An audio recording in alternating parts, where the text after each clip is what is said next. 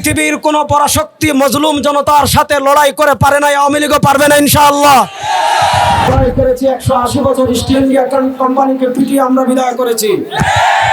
পৃথিবীর কোন পরাশক্তি মজলুম জনতার সাথে লড়াই করে পারে না, আওয়ামী লীগও পারবে না ইনশাআল্লাহ।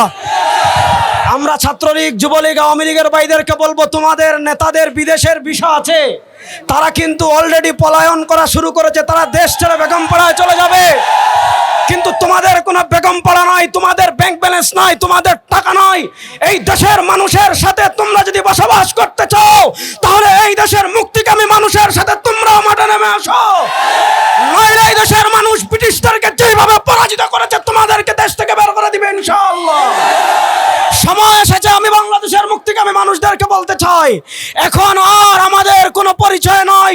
সব পরিচয়কে পায়ের তলায় পিষ্ট করে এবারের আমাদের পরিচয়, আমরা আলেম বলি, জনসাধারণ বলি, কৃষক বলি, চাকরিজীবী বলি, আমাদের সবার এবারের সংগ্রাম হবে ইনসাফ এবং ন্যায়ের বাংলাদেশ প্রতিষ্ঠা করা।